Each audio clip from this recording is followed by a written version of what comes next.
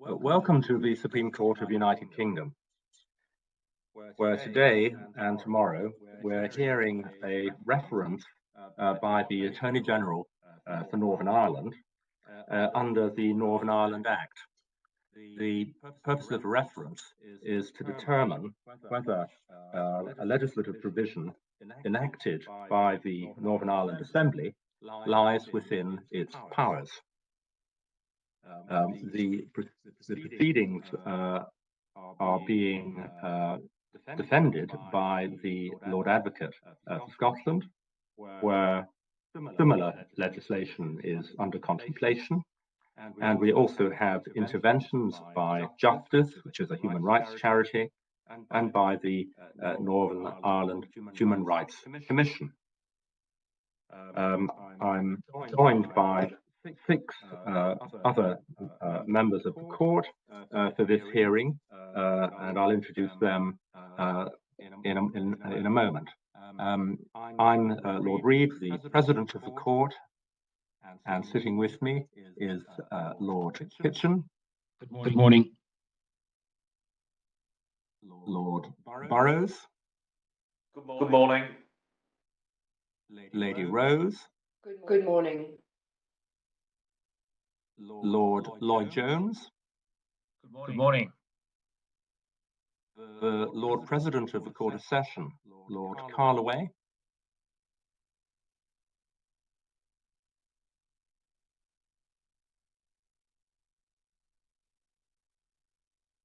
Who I think is muted, and the Lady Chief Justice of Northern Ireland, Dame Siobhan Keegan. Good morning. We've unfortunately been delayed in starting this hearing by some technical problems, and I should perhaps explain that we're hearing this case remotely, which is an exceptional procedure, because of problems in our building with the air conditioning's ability, or rather inability, to cope with the current heat wave. We may be able to sit in court again tomorrow, depending on how successful work on the system is today. I think we're ready now to commence the hearing. So I'll invite Mr. McLean on behalf of the Attorney General for Northern Ireland to make his submissions. Thank you, my lord. I appear on behalf of the Attorney General for Northern Ireland with my learned friend, Ms. Laura Curran. This is a reference pursuant to Section 11 of the Northern Ireland Act 1998, which permits the Northern Ireland Law Officer to refer a provision of a bill to the Supreme Court prior to the Secretary of State submitting it for royal assent. So this bill has been through the Northern Ireland legislative process, and we're at the stage where the Secretary of State would submit it for royal assent, but the Attorney General has made this reference pursuant to powers in Section 11 of the 1998 Act. If I could just give you an outline of the topics I intend to cover in these submissions. Firstly, I'm going to address the provisions that are relevant to the Northern Ireland Act and the general jurisprudence that's in play in respect of references of this type. Secondly, I want to look at the background of the impugned provision, the history of the bill, its enactment, and a close textual analysis of the relevant provisions of that Act itself. Thirdly, I'm going to examine the relevant Strasbourg jurisprudence on Articles 11, 10, and to a lesser degree 9, and examine the general principles that are applicable in respect of that. And finally, I want to turn to a series of domestic authorities which have grappled with the applicability of those convention provisions in respect of matters that touch on criminal liability. So those are the four broad areas that I propose to cover in these submissions. And I'll start by consideration of the Northern Ireland Act and the relevant provisions there. And tend to draw some parallels with the Scotland Act in light of the fact that the Lord Advocate is opposing the reference, because some of the relevant jurisprudence deals with earlier references in respect of the Scotland Act.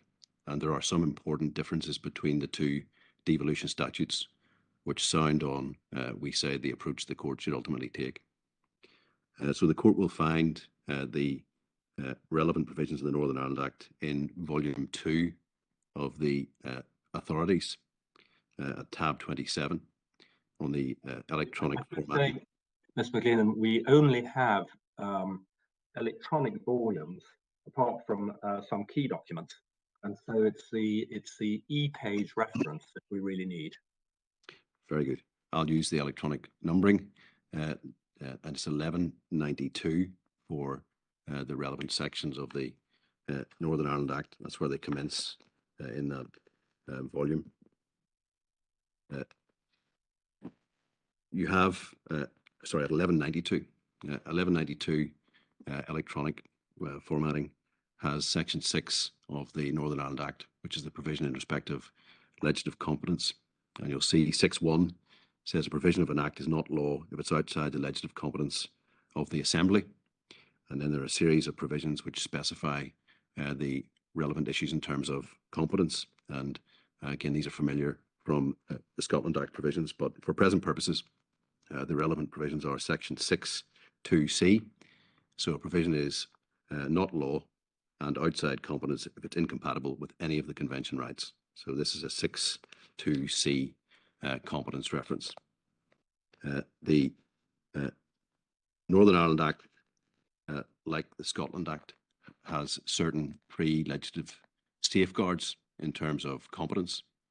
And unfortunately, what's not in the electronic bundle, or indeed the hard copy, is Section 9 of the Northern Ireland Act. But that is a provision that requires a minister, and it's headed scrutiny by ministers. It requires a minister on foot of a statutory obligation to make a statement in respect of a bill on or before its introduction to the Assembly to the effect that the bill would be within the legislative competence of the Assembly. And that's to be a written statement and published by the minister.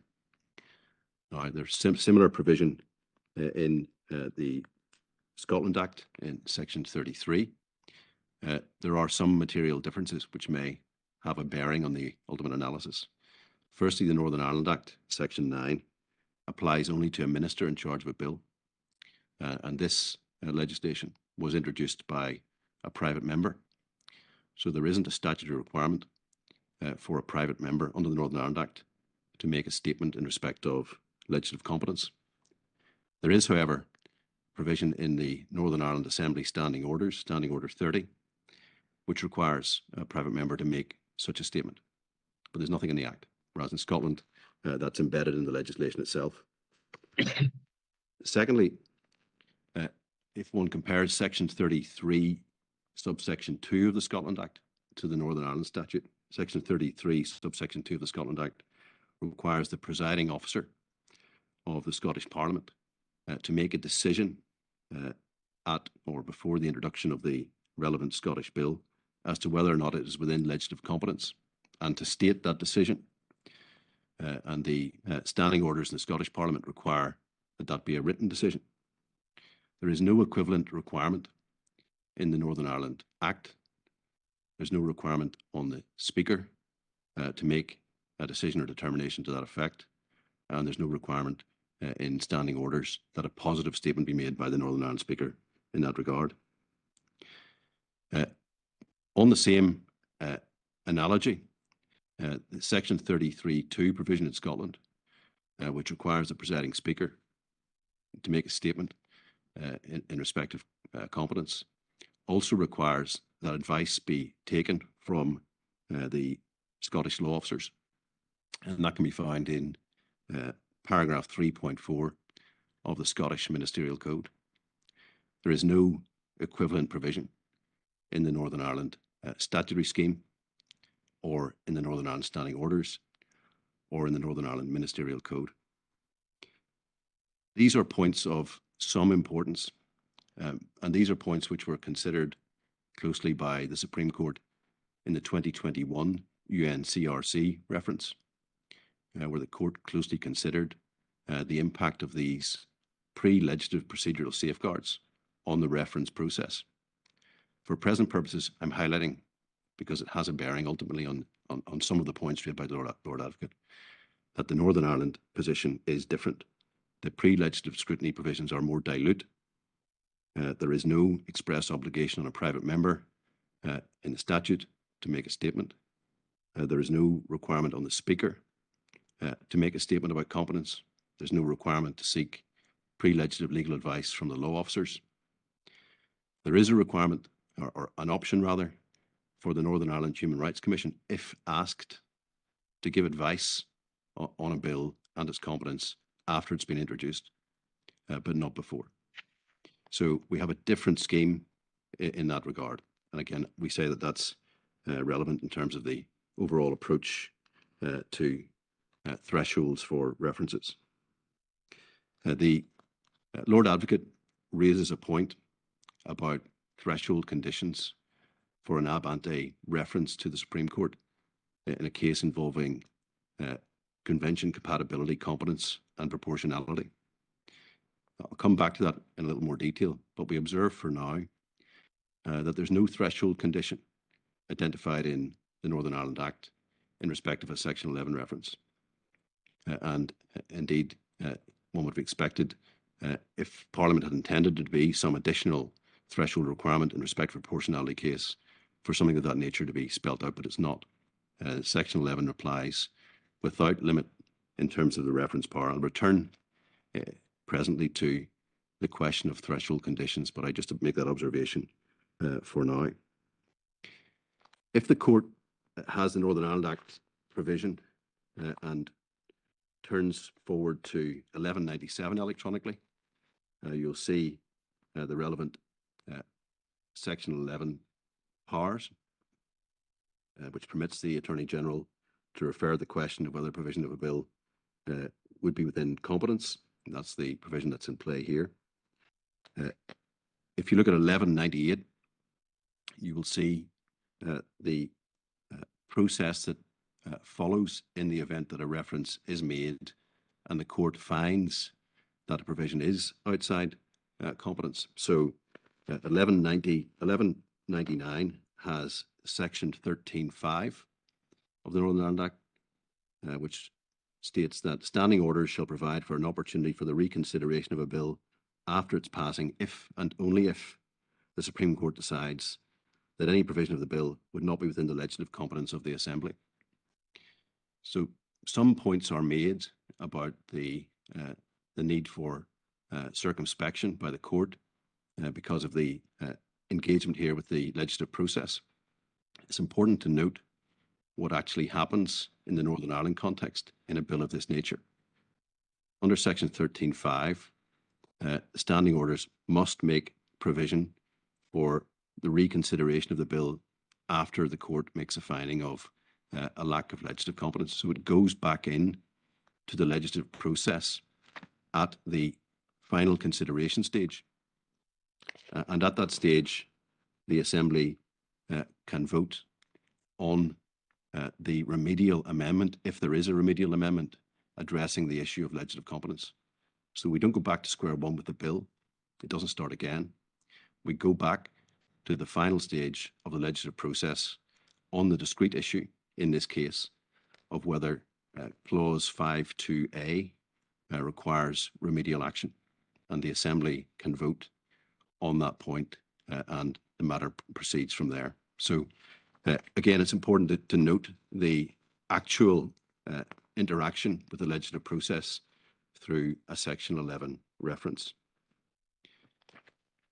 Now, I should say, in respect of this bill, it's a fact of life that this bill now stands in a situation where the Assembly mandate, which gave rise to it, has expired. We have a new Assembly elected. That new Assembly has not yet sat because of ongoing political difficulties. So we have no Speaker elected. We do not have a sitting Assembly. But those are circumstantial matters which one hopes will ultimately be resolved. But the statutory process provides for this bill, if the court finds there's a competence problem, to go back in at the final stage of the legislative process for a vote to be taken. And again, we say it's important to bear that in mind when addressing the submissions about the need for reticence in a reference.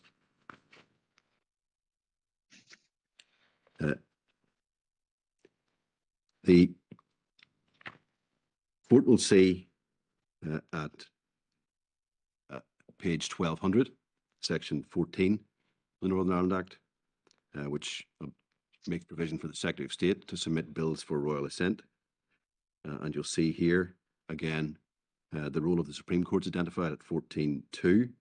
It can't be submitted for royal assent while there's a reference made and pending, and it cannot be submitted in unamended form for royal assent in the event that the court finds there is an issue in respect of legislative competence. So those provisions knit together and deal with the circumstances which may or may not arise, of course, in the event the court answers the reference in the way which we contend for. I should also show the court section 83 of the Northern Ireland Act, which is at page 1202. This provision features fairly prominently in the intervener's submission, particularly Justice and also the Human Rights Commission submission. And Section 83 is an interpretive provision in respect of acts of the Assembly, and it has an analogue, not an exactly the same provision, but an analogue in Section 101 of the Scotland Act, which has been the subject of close consideration in the UKSC reference, to which I will return. But Section 83 makes provision for a reading of a statutory provision in the event that that provision can be read either way. In other words, in a manner that's either within or without legislative competence. Section 83.2 states that the provision shall be read in the way which makes it within that competence or doesn't invalidate it for other reasons. So it's a reading provision. It's sometimes compared, as is Section 101 of the Scotland Act, with Section 3 of the Human Rights Act. But it's a superficial comparison because Section 3 of the Human Rights Act is of a different character and nature. And Section 3 of the Human Rights Act permits a reading of legislation, so far as it's possible to do so, in a manner that gives rise to convention compliance. It's a much more expansive power. It's not confined to a specific provision, and it allows greater latitude for the court, having found incompatibility, to identify a corrective interpretation.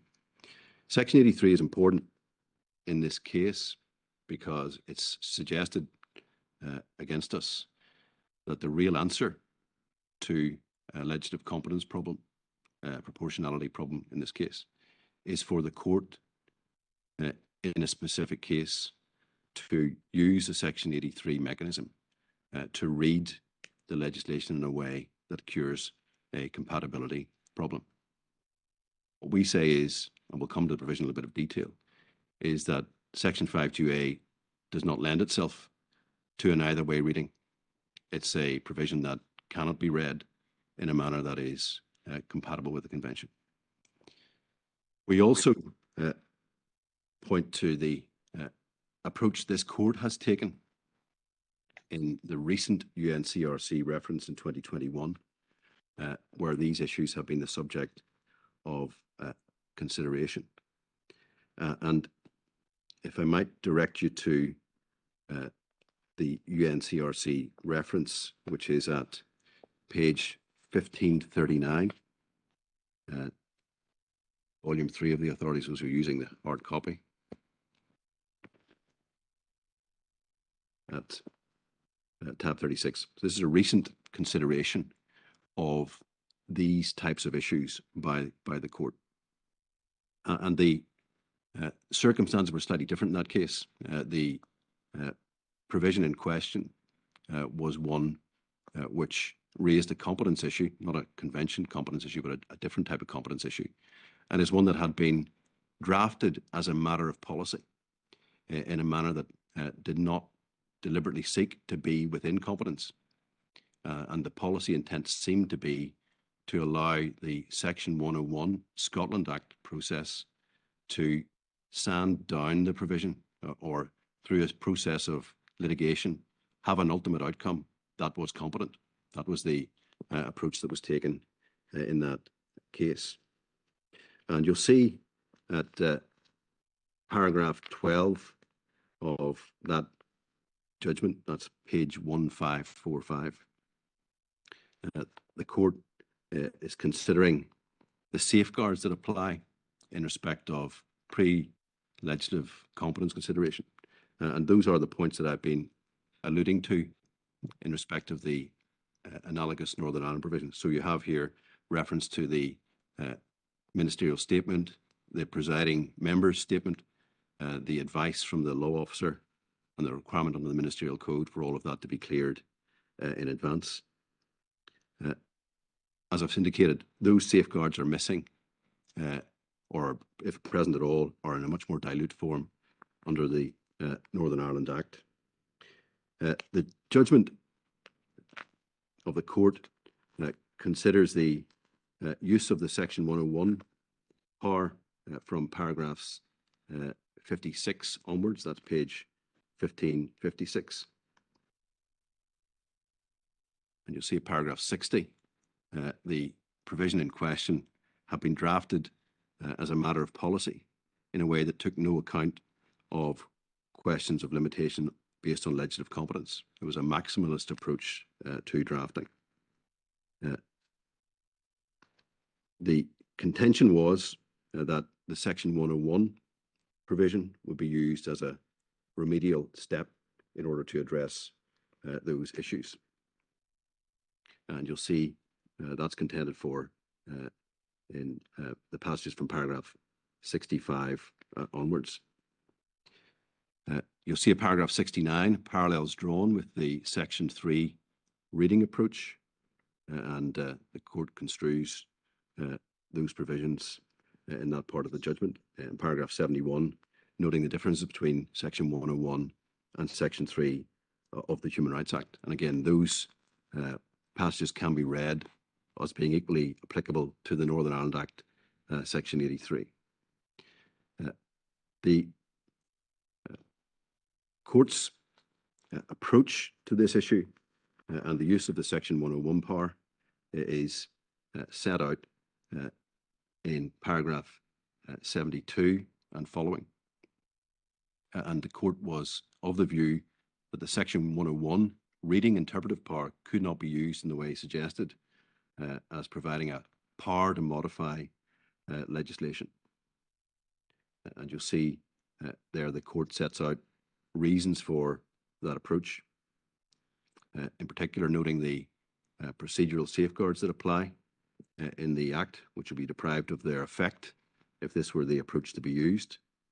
The court notes that if that approach were to be used, then the person introducing the bill, the presiding officer, the member, could be satisfied that provisions were within competence, even when they plainly exceeded competence on their face, by relying on the future application of Section 101(2) by the courts.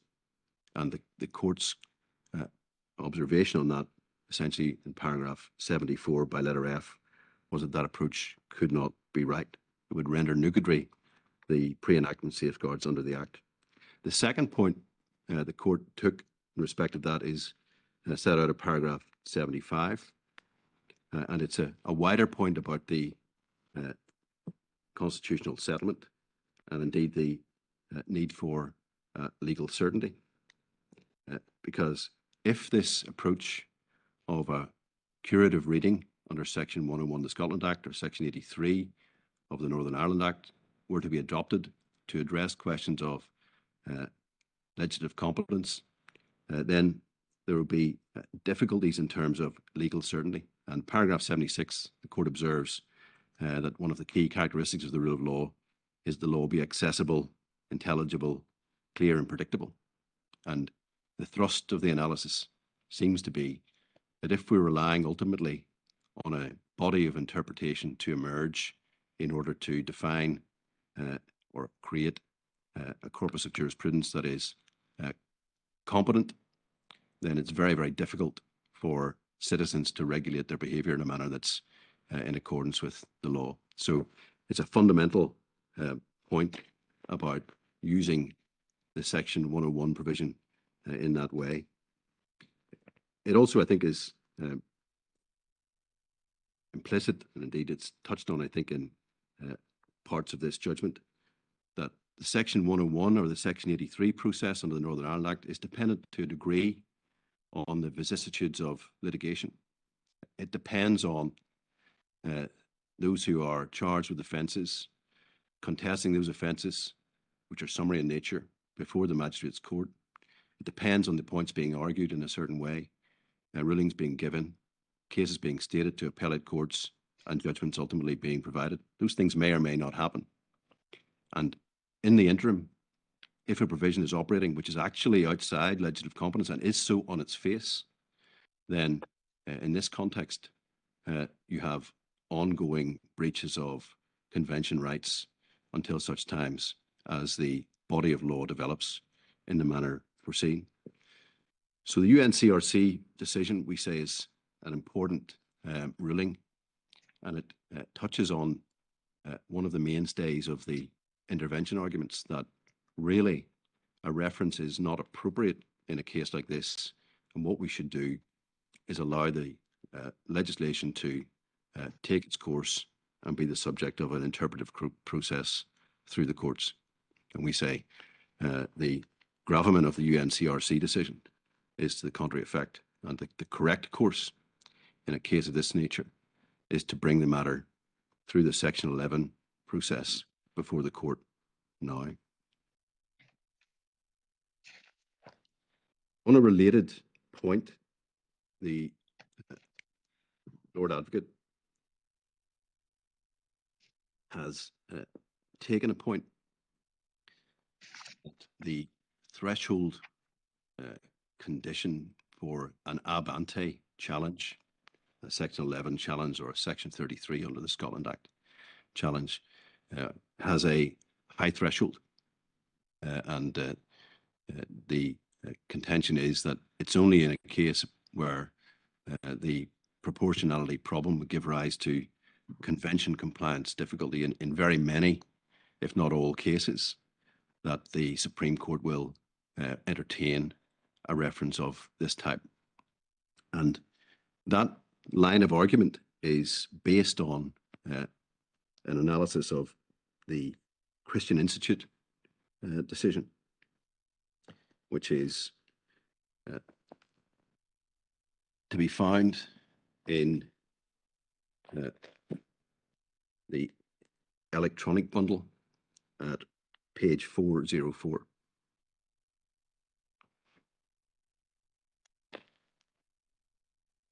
So this is another reference, and in 2016 to the Supreme Court, issues of legislative competence are in play, and the passage that's relied upon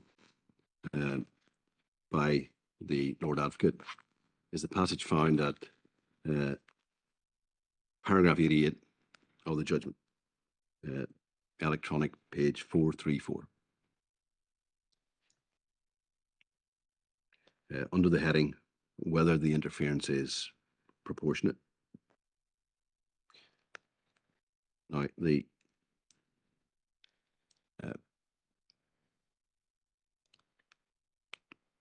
passage in question, and this is the judgment of the court, Lady Hale, Lord Reid, Lord Hodge. The passage in question said, this court has explained that an ab ante challenge to the validity of legislation on the basis of a lack of proportionality faces a high hurdle. If a legislative provision is capable of being operated in a manner which is compatible with convention rights, and it will not give rise to an unjustified interference with articulate rights in all or almost all cases, the legislation itself will not be incompatible with the convention. That's the proposition that is stated. I've already observed that that doesn't have a foundation in the Northern Ireland Act in Section 11, or indeed in the Scottish equivalent. It's a statement that it's been explained elsewhere that there is a high hurdle to be applied. It doesn't say precisely what the high hurdle is, but then intimates some sort of empirical test of whether or not the legislation is capable of being operated in that manner in all or almost all cases. What we say is instructive in analysing this point about a high hurdle for an ab ante reference is the approach the Supreme Court took, applying exactly the same paragraph of Christian Institute in the McLaughlin case in 2018. McLaughlin is a Northern Ireland case, but it challenged a provision of primary legislation of UK-wide application. And you'll find it at page 621 in the electronic bundle.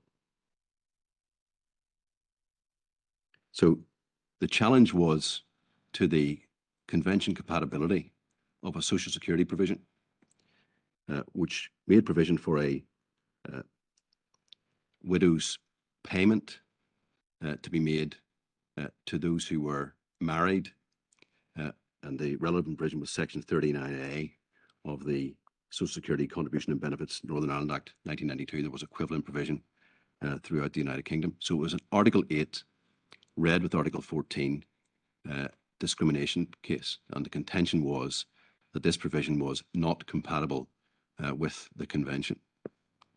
Now, there was a judgment by Lady Hale, supported by Lord Kerr, Lady Black, separate judgment by Lord Mance, broadly agreeing with that, and a dissenting judgment by Lord Hodge in this case. And ultimately, the majority found that a declaration of incompatibility should be made. But the significance of it in terms of the threshold conditions that apply can be found at paragraph 42 through to 45. That's page 636 to 637. And the court sketches the factual background to the case. This was a case involving a cohabiting couple who'd lived together for 23 years and had 4 children together. The male partner had died, and the surviving female partner sought a widow's payment. It was denied because of the operation of the legislation. Lady Hale's judgment, paragraph 43, deals with the circumstances and the limitations on the making of the declaration of incompatibility. So you'll see it's set out at the top of page 637. So she acknowledges here that it doesn't follow that the operation of the exclusion of all unmarried couples will always be incompatible. It's not easy to imagine all the possible permutations of parentage which might result in an entitlement to widow's parent allowance. The recent introduction to the household of a child from whom the only surviving spouse is responsible is one example. Whether it be disproportionate to deny the child the benefit of the deceased contribution would be a fact-specific question. But then says, but the test is not that the legislation must operate incompatibly in all or even nearly all cases. It's significant. It's enough that it will inevitably operate incompatibly in a legally significant number of cases. That's the Christian Institute, Lord Advocate, paragraph 88. So what we have here is a threshold condition of sorts being applied on a Section 4 incompatibility application. And the threshold is not that it should be in all or even nearly all cases, but it is something different, and we say lower, significantly lower, in that it's a question of whether or not it will operate incompatibly in a legally significant number of cases. Now, reflecting again on that case, on the widow's payment case, it was plain and accepted that that provision was capable of being operated compatibly in a large number of cases. Many, many cases would involve people who were married and for whom the legislation would impose no impediment. There were a smaller cohort who were cohabitees who wouldn't derive the benefit. But the court, in this case, applying paragraph 88 of Christian Institute, was satisfied that it could make a declaration of incompatibility at that much lower threshold condition. So we say the contention that there is a high hurdle for an ab ante challenge under Section 11 or Section 33 of the Scotland Act must be read consistently with the approach the court would take on a Section 4 declaration of incompatibility case. And if the court would declare legislation to be incompatible in a case where it's a legally significant number of circumstances that give rise to incompatibility, then the court could declare on a reference in the same manner that a provision which was likely to give rise to incompatibility in a legally significant number of cases was not competent. So we say, looking at how the Supreme Court has developed this jurisprudence from 2016 through to 2018, and looking at what the court did in McLaughlin, in reality, we question whether there really is a high hurdle in principle for an ab ante challenge. My Lord Jones has a question. Mr. McLaughlin, I'm sorry, Mr. McGleenan, could you help me please as to whether this passage of paragraph 43 is part of the ratio decidendi of the case? Yes, my Lord, it is, because that is the essential hook on which the declaration of incompatibility was ultimately made. So this is critical to the declaration in that case, and that's why it was made, because the defence of the case on behalf of the department, I appeared in the case, was along the lines that on that aspect, the provision was capable of being operated compatibly in a very large number of cases, if not the vast majority. And the court said, no, that's not the approach. The approach is, and in this case, made a declaration of UK-wide application that the provision was not compatible. So it is part of the ratio, Lord. Yes, I see. And three other members of the court concurred with that judgment as well as with Lord Mans. I see. Thank you.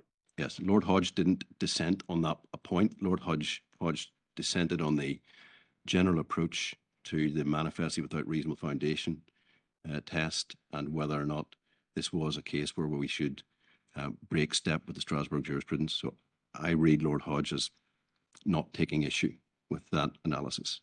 Yes. Thank you, Mr. McGleenan. I see another hand from Lord Burrows. Yes, can I just be clear as to your submission? Is your submission that there is no difference as to the threshold test as between an ab ante, i.e. a reference question, and a Section 4 declaration of compatibility? Our submission is that there's no conceptual reason why there should be a difference. And if thresholds are to be applied, and that's a different question, if threshold conditions are to be applied, they should be consistent as between Section 4 Human Rights Act, Section 11 Northern Ireland Act, and Section 33 of the Scotland Act. Given that these are threshold conditions created through a process of judicial interpretation, which don't actually appear in the face of the legislation itself. But we the question I had was the Christian Institute paragraph itself relied on an earlier case, the Crown on the application of Bibby. Yeah. Are you going to take to that, or is that not something that that you think we need to look at?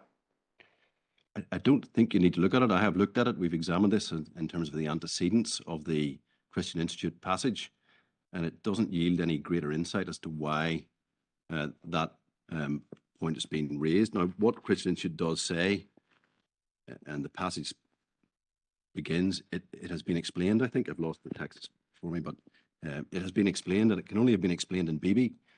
But when you read BB, I'm not taking the court to it, but it doesn't yield any greater insights as to why we have a high hurdle in a proportionality case. But from our perspective, having to operate as we do with the rulings the Supreme Court has made and striving for consistency in application, we say the approach of McLaughlin gives a clear steer on how this should be dealt with. I see my Lord Reid's hand.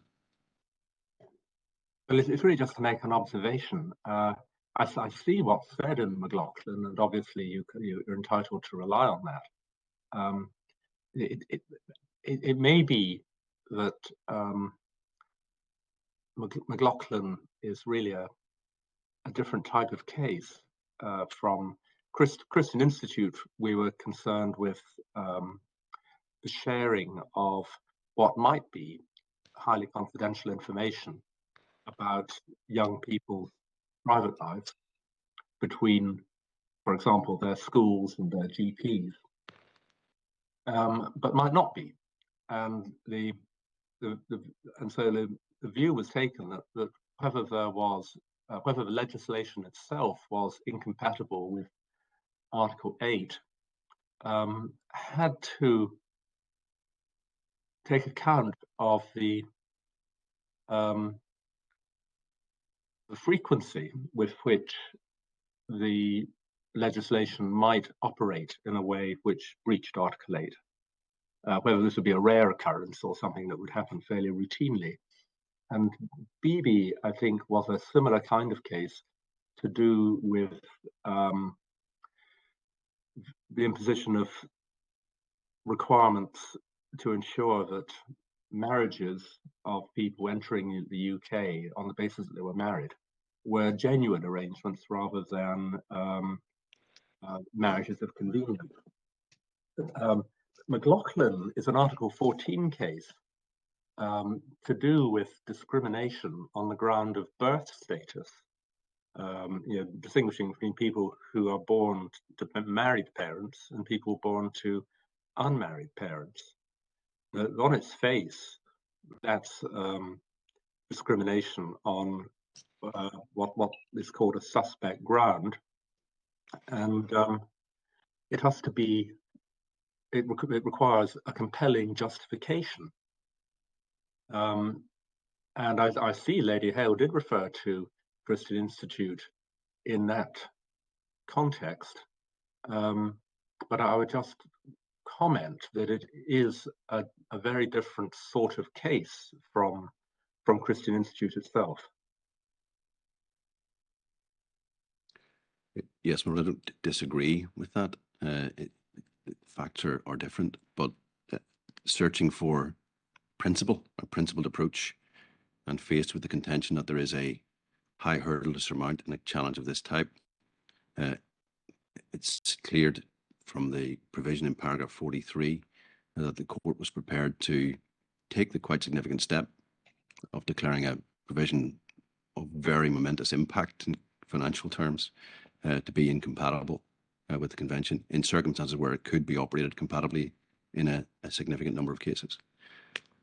We have a separate point, I think, about the ab ante challenge issue.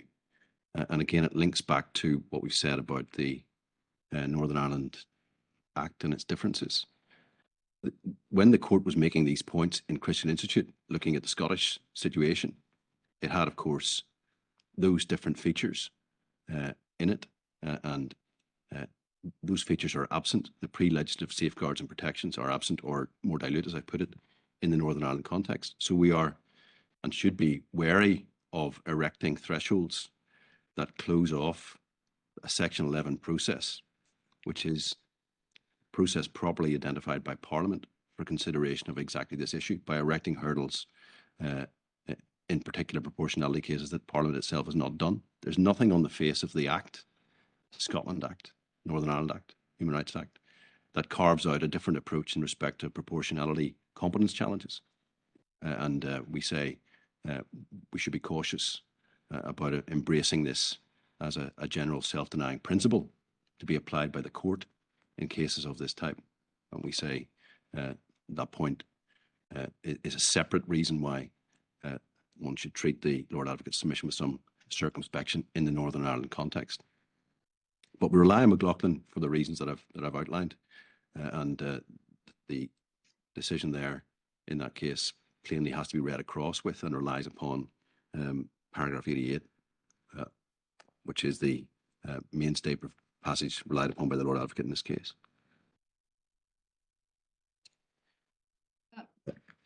Sorry. Mr. McLean, can I just pick up on that? Because in the declaration cases, what you have are factual circumstances. You have live cases, scenarios to adjudicate on, which is somewhat different from an ab ante challenge, which I think is perhaps the point in terms of the stage of adjudication that the Lord Advocate is making. Is that not right? And it has actually influenced, I think, some previous or at least one previous reference brought to this court by the Attorney General. Yeah, on a slightly different point though, but whether or not we Yeah. had a concrete factual circumstance, that wasn't I don't think that was a Section 11 reference. It might have been a reference of the other type. So Yeah. it was this is different. What I think I would say about that is both the Section 4 process, the Declaration of Incompatibility process in McLaughlin and similar cases, and the Section 11 reference involve a degree of forecasting Yes. about the impact of a particular provision on the community at large, the number of cases that will be generated. And it is difficult to address that with any precision, which is why I think the Court of McLaughlin comes up with a concept, which again is difficult to measure empirically, of a legally significant number of cases. So the court's saying we can declare incompatibility if it has that effect on a legally significant number of cases. I'm not quite clear how that metric is applied in reality, but that's the metric the court has chosen. A similar type of forecasting had to take place in the Section 11 case. And Christian Institute, paragraph 88, doesn't give us the metric. It tells us it's a high hurdle. And we ask the question rhetorically, well, what does that mean? What is the high hurdle? How does one calibrate and assess? That's what this court has to ultimately do. And that's why we search back for something else the court's done. And a metric it has endorsed in the Section 4 context is legally significant. Now, how does that play in the Section 5(2)(a) analysis in this case? I'll come to this in a bit more detail, but I'll lay the point down now. If the McLaughlin line is the line, then we're asking ourselves whether the Section 5(2)(a) provision could operate incompatibly, not in all or almost all cases, but in a legally significant number of cases. And if it could operate incompatibly in a legally significant number of cases, then the threshold is met for the court's consideration. And that's what we say gives a coherence to the Supreme Court's jurisprudence on this topic. I think all I'm really suggesting is that in McLaughlin, there was a factual background that was easier, obviously, to navigate. There was a picture or a canvas, which is different, I think, from this type of anti-challenge. Yes, respectfully agree and accept that, Milady. Yeah. I'm wondering, I mean, going back and forth between paragraph 43 of McLaughlin and paragraph 88 of Christian Institute, I wonder if Lady Hale is accurately stating what was decided in Christian Institute. She's saying it between B and C in McLaughlin, in paragraph 43. She says it's enough that it will inevitably operate incompatibly in a legally significant number of cases. See Christian Institute, paragraph 88. Now, when one goes back to Christian Institute, paragraph 88, which is on page 434, what was said there was the end of line 2. If a legislative provision is capable of being operated in a manner which is compatible, in that it will not give rise to an unjustified interference in all or almost all cases, legislation will not be incompatible. Okay. So the test there is to do with all or almost all cases, incompatible in all or almost all cases, which gets glossed in McLaughlin into a legally significant number of cases. And in the previous sentence, Lady Hale disowns the idea that it has to be all or almost all. Yes, Lord. On that turned the Declaration of Incompatibility. And well, that's the decision of the court, and that's the principle that was adopted. Now, I see, we see the tension between 88 of Christian Institute and 43. They're not textually mapped across, but on that turned McLaughlin.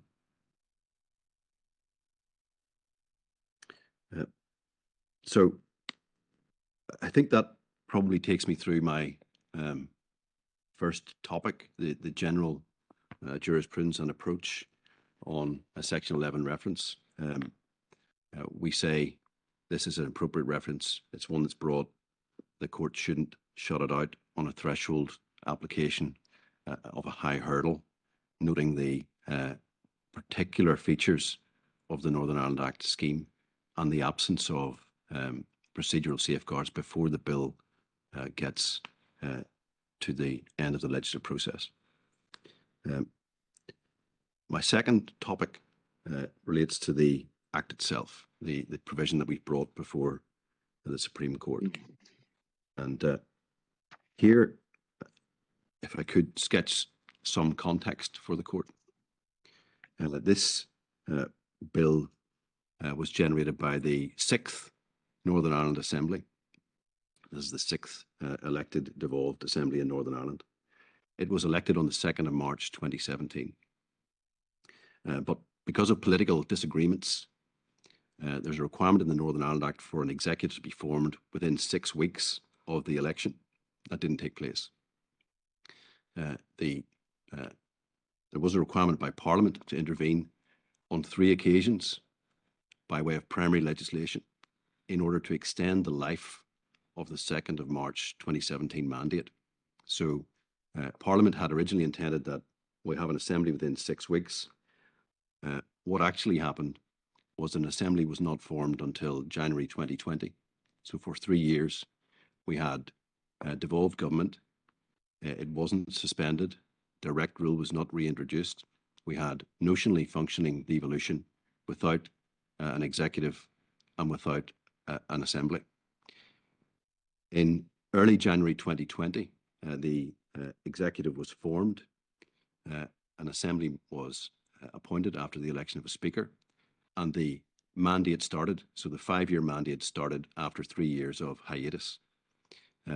In that assembly mandate, there was no programme for government. So although the political parties agreed to restore devolution, they did not agree, as they were required to do, a programme for government. So there wasn't an executive programme to carry through the remaining 2 years of the mandate. In that period, from January 2020 through to March 2022, there were 36 executive bills passed by the Northern Ireland Assembly. Again, not programme for government bills, but bills taken forward by individual departments and agreed by the Executive Committee. There were also 9 private members' bills, so there was a proliferation of private members' legislation in this attenuated Assembly session. 25% of the output was by way of private members' legislation. And the fact that a bill is introduced by a private member in the Northern Ireland Assembly is a matter of some consequence. A bill introduced by a private member does not have the support of the executive. It does not have the support of a department in its enactment. A bill introduced by a private member does not have a pre-consultation process conducted by a department, a report on that consultation, a policy paper prepared in advance. It is brought forward simply by the member. This bill, the bill we're considering here, was introduced by a private member on the 13th of September 2021. It was not the subject of departmental sponsorship. As I've said, couldn't have formed part of a programme for government, and it was not the subject of a consultation exercise conducted by the department. The private member herself had conducted a consultation exercise of sorts in the previous Assembly mandate in 2016 to 2017, but nothing of the type one would expect on a significant piece of legislation. So the bill was introduced on the 13th September 2021. It completed its second stage on the 12th of October 2021. There was a report by the Health Committee on the bill produced on the 27th of January 2022, and that committee heard a limited amount of evidence, and you have the documentation in respect of that. I only intend to open a limited amount of primary documentation in this case, but it's in the core volume of the papers at page 207.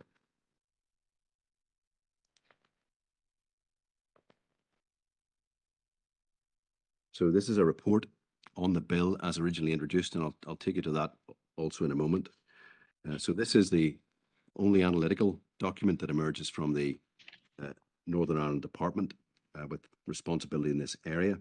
And it's clear from a reading of this report that the Minister for Health and the Department had significant concerns about the feasibility of the bill and the obligations it placed upon the Department. And I'll just highlight some passages for your note.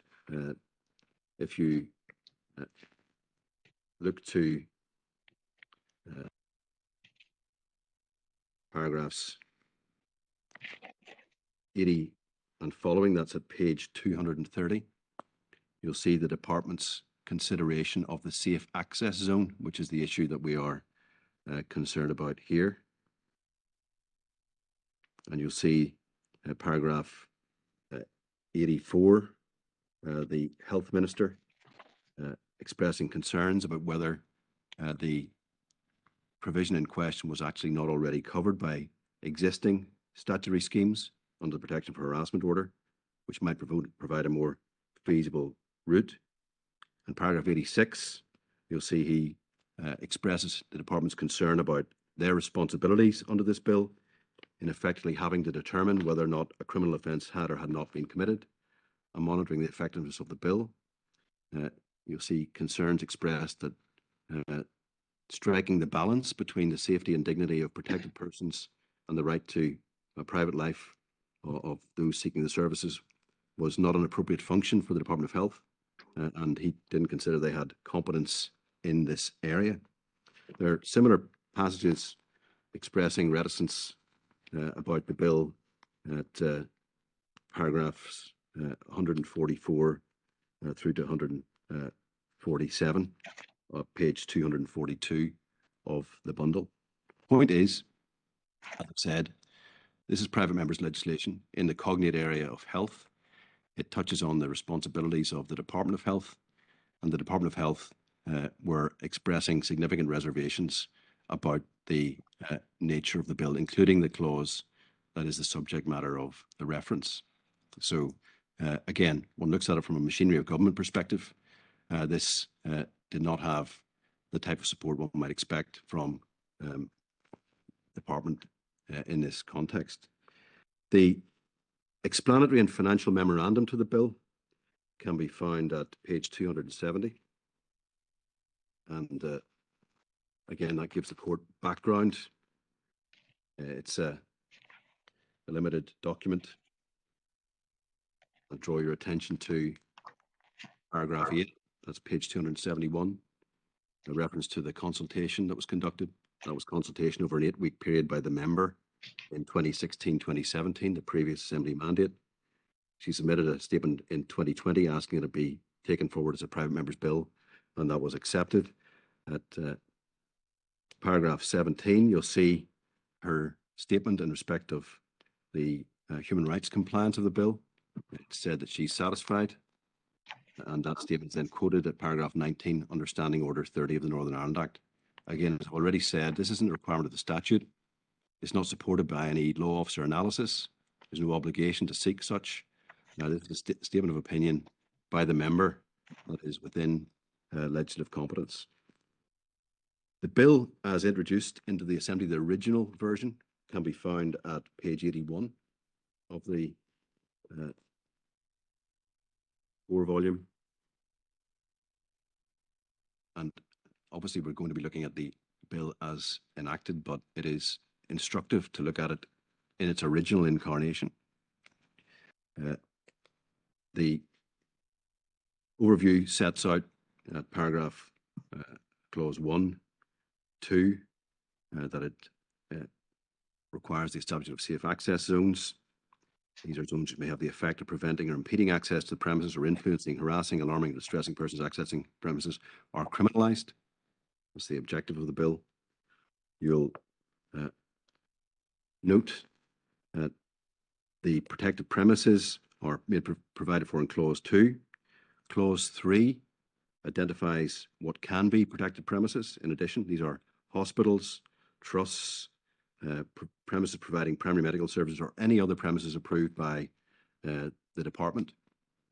If you look to page 83 and continuing the same clause, clause 5, of clause 3, subclause 5, the department may only make a determination if satisfied it's reasonable to do so. So the bill, as originally introduced by the promoter, had a mechanism whereby the department made a judgment about whether it was reasonable to make a determination that premises should be protected. What you will see is that's actually taken out of the bill at the next stage. So the scope for departmental public authority scrutiny is actually excised as it passed through the legislative process. I'll also highlight for you. Can I just ask, the report that you showed us of the department, was that commenting on this version of the bill or a later version of the bill? It was commenting on this version of the bill. The bill was subject of amendment following that report. So it wasn't a report of the department, it was a report of the Health Committee. So the politicians who have responsibility in that area prepared that report with some input from the department, some input from the Northern Ireland Human Rights Commission, and some input from other stakeholders. But that was looking at the original version of the bill. The clause 6 of the bill is the clause that ultimately becomes 5, which is the subject of the reference. You see it in its original form in 6. Again, that doesn't change, but you'll note clause 6.4. It's a defence for the defendant to show the defendant did not know, had no reasonable way of knowing that the protected person was in a safe access zone. So again, that's another potential mechanism to mitigate the impact of this on individuals. That provision is also excised through the parliamentary process. That's removed from the bill in its final form. Then I draw your attention to clause 8, which is a detailed procedure for designating a safe access zone. And you'll see here that you have responsibilities on the Northern Ireland Department of Health. So there's a notification process to notify that an operator wants to seek a safe access zone. The department designates it within 8 weeks. They have a role in determining the extent of the zone. So there's an evaluative judgment to be made about how big or small the zone is. There's a requirement of consultation, and the department can vary the zone, so it can change in scope. At 8.5, you'll see provisions made for the department to revoke the designation where it appears that the operator no longer wishes there to be an access zone. And then there's a requirement for them to publish the extent of the zone in a manner as appears to be appropriate. Now again, when we see the final version of the bill as enacted, this section is heavily amended and the role of the department is significantly reduced. So the determination of extent, the scope to vary and the scope to revoke are taken out of the legislative process. And what one sees here is a complete reduction of public authority oversight by the department of the safe access zone process. They are removed effectively from this exercise. You'll also note at clause 9 of the bill, that's page 85, under the heading exercise of functions. In exercising those functions, so extent, variation, revocation, the department must have regard to, amongst other things, the safety and dignity of protected persons, the right to respect for private and family life in clause 9b, and 9c, the right to manifest religious belief, freedom of assembly and expression set out in articles 9, 10 and 11 of the convention, and in particular the right to protest. So a target duty, a have regard duty imposed on the department to have direct consideration of those factors in the evaluative judgments they have to make under the Act. That provision is also removed. That's taken out of the bill. So as is, in fact, the reference to the convention in the interpretation section. So there's no reference to the convention or convention rights on the face of the bill as ultimately enacted. Now, I've said in terms of the chronology, the Health Committee report is 27th of January. The matter comes back for consideration stage in the Assembly on the 2nd of March 2022. And I'll just give you the reference for these Hansard debates. I don't intend to go into the detail of the Hansard records. Some of the interveners seek to do so, but we said it's not that illuminating for the court. But the first stage is at page 88, where it's introduced. The second reading also begins on page 88, and the text of that runs to page 129. The 2nd of March consideration stage is at page 130 of the bundle, and the debate there runs through to page 176. And then the consideration stage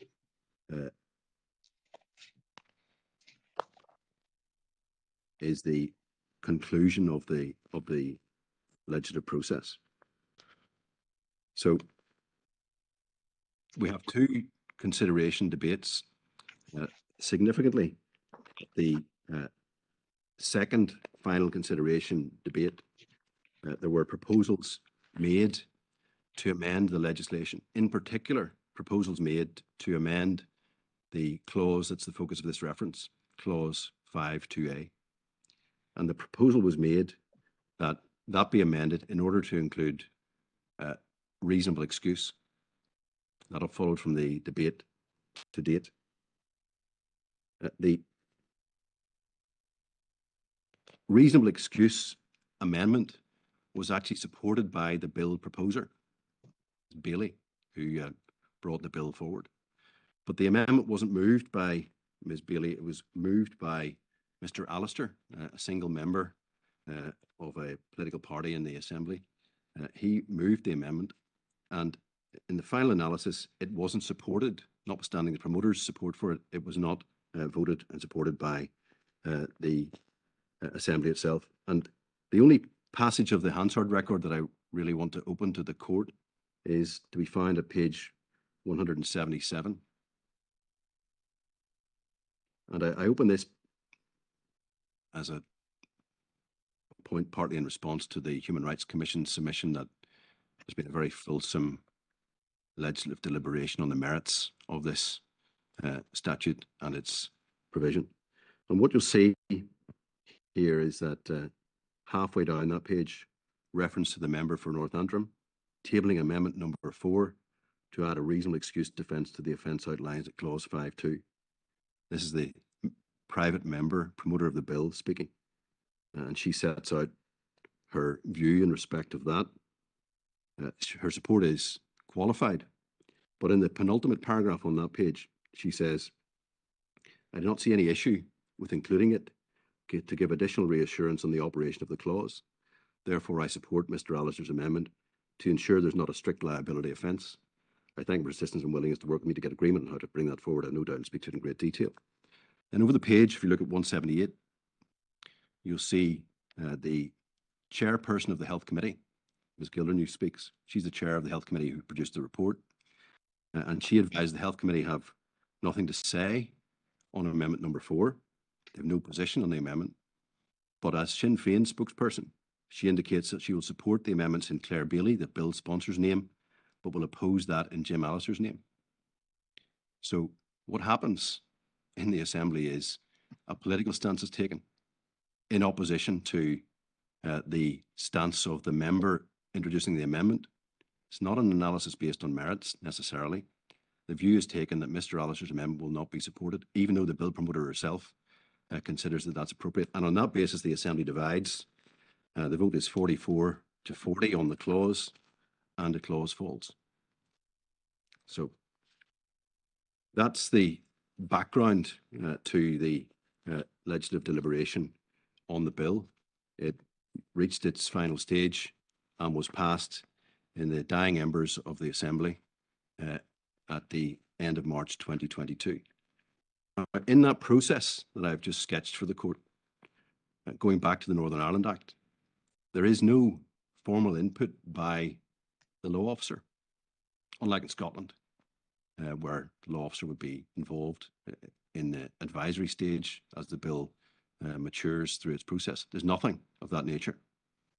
There is a requirement for or a facility for the Human Rights Commission to be asked for their opinion formally by the Assembly. They do give their view in the report, but it's not a formal opinion in that regard. So there's no law officer input on this. But we get to the point where the clause is put forward with the proposed amendment, which we say would be a curative for the convention incompatibility point, and it's rejected. And we say the Human Rights Commission submissions and the reliance on the quality of the analysis and legal debate, I say, has to be read contextually, albeit without the court dwelling too much on the Hansard record. Can we turn then to the bill as enacted? And you'll find that at page 264.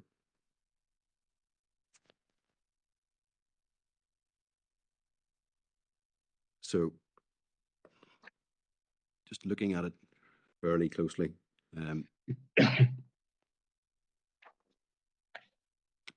I showed you the original version, which had clause 1, which is a general overview. That's gone.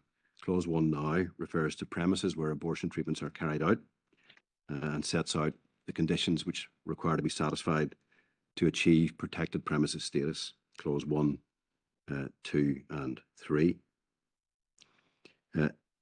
Clause 2 makes provision for different types of premises. Those are premises where information, advice or counselling about abortion treatments are provided, and these are also protected premises if conditions 1, 2 and 3 are satisfied.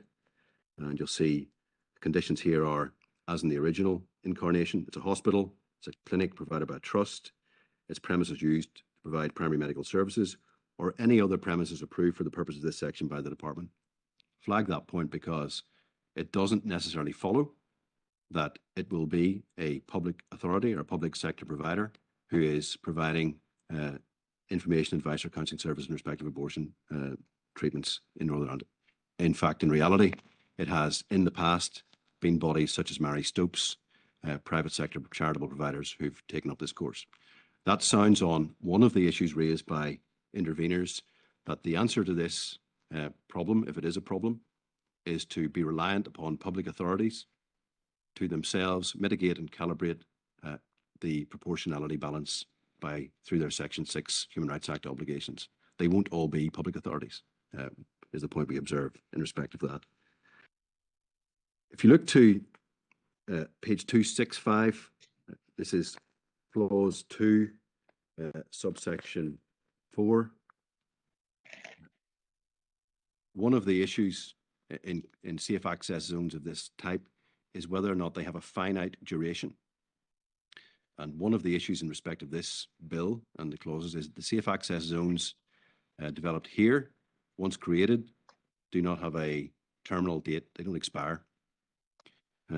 The condition 3 is the effect that the operator has given notice that they wish the premise to be protected premises, and that notice has not been withdrawn by the operator. So once you achieve protected premises status, and you achieve it by giving notice to the department, who exercise no evaluative judgment whatsoever, that safe access zone persists without temporal limit until the operator withdraws it, without any other interaction. So, and that's in contrast to other similar provisions in other jurisdictions and also in England, where usually there is a sunset clause or temporal limit. There isn't in this scheme.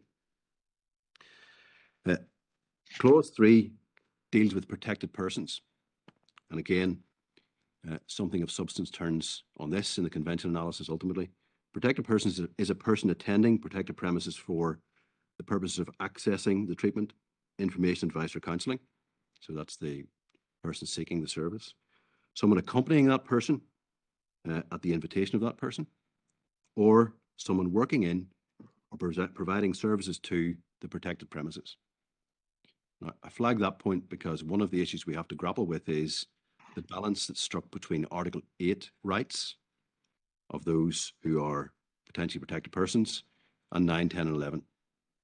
And there is a question mark as to whether or not each of these categories in Clause 3 actually attracts the protections of Article 8.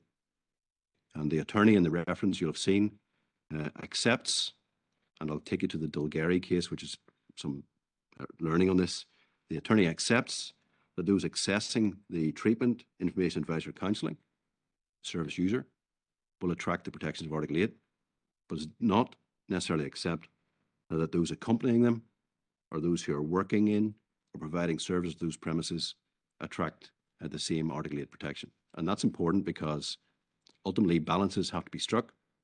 And if Article 8 rights are not in play, then that is another factor in the balance. And I'll take you to Dulgary Court of Appeal decision on that point presently. The safe access zone and the nature of it is set out in clause 4. So it's established for protected premises in accordance with this section. So it consists of the protected premises and the public area outside the protected premises, which lies within 100 metres from each entrance to and exit from those premises. So the geographical scope is set at 100 metres from the perimeter of the protected premises. Now, bearing in mind that the premises can be a hospital, and bearing in mind also that under clause 9, a premises also includes the land on which a premises are situated, one can readily see that the geographical scope of the safe access zones is potentially very extensive. So an urban hospital and the land on which it's situated, and then a 100-metre buffer zone around all of that is potentially the safe access zone under the statutory scheme. It can also be extended by a further 150 metres under clause 4.3. The threshold condition here is simply that the operator, who may or may not be a public authority, is satisfied that the 100-metre zone is not adequate to afford safe access to the premises. Again, no role for the department in exercising any evaluative judgment about that.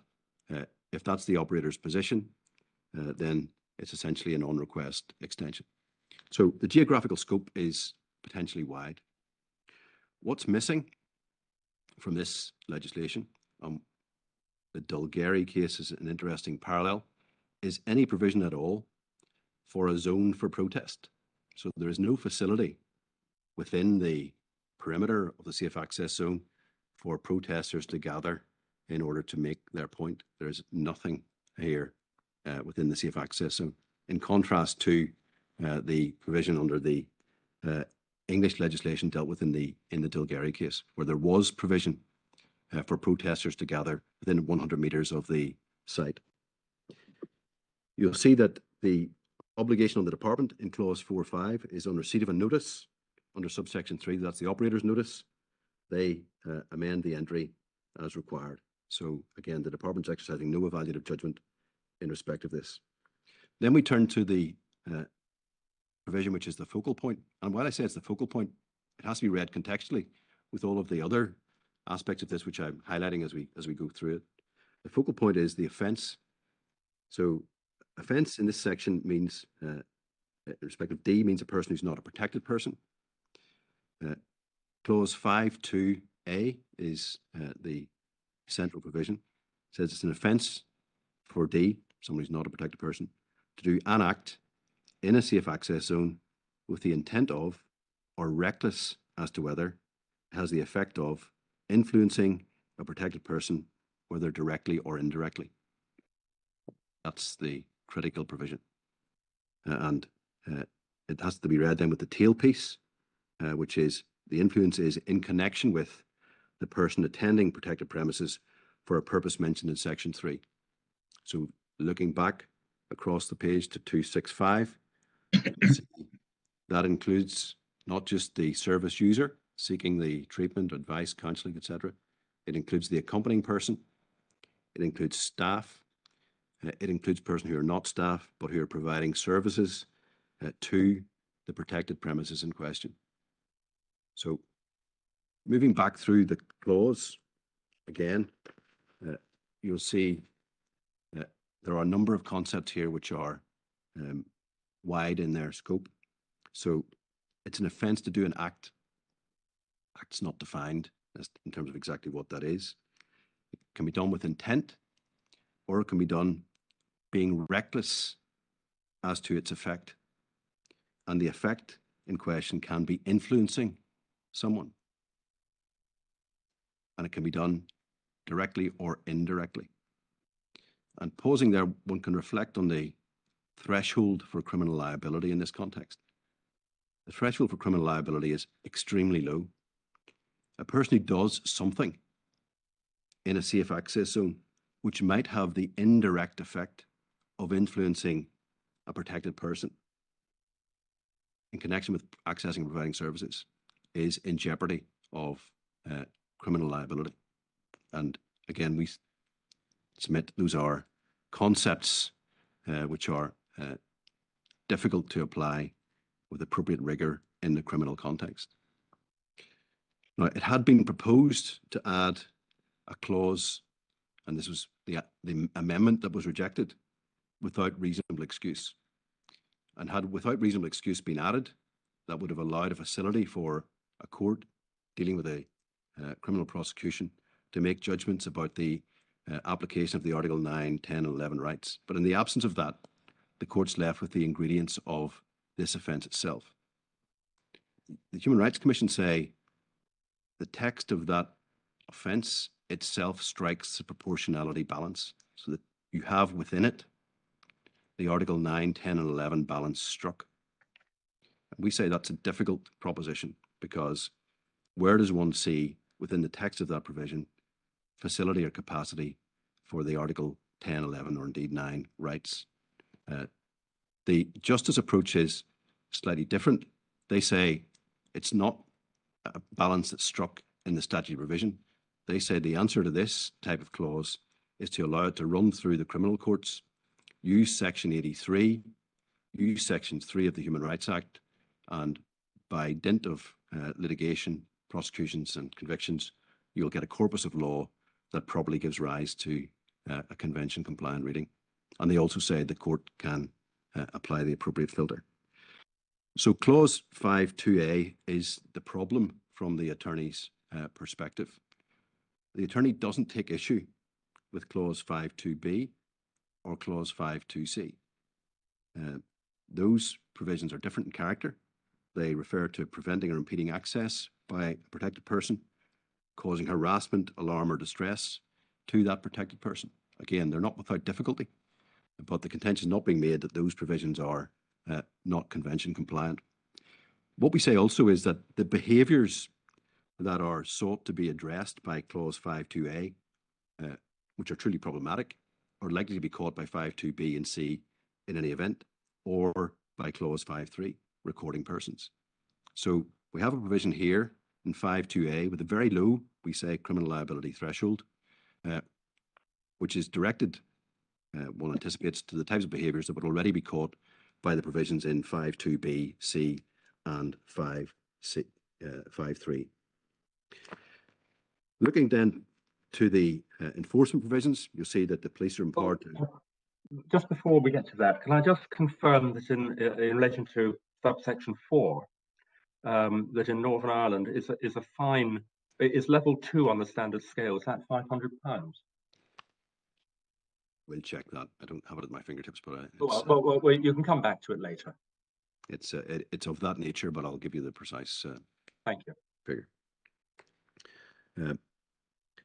Sorry, clause 6, I don't intend to dwell on that, but you'll see enforcement powers by a constable.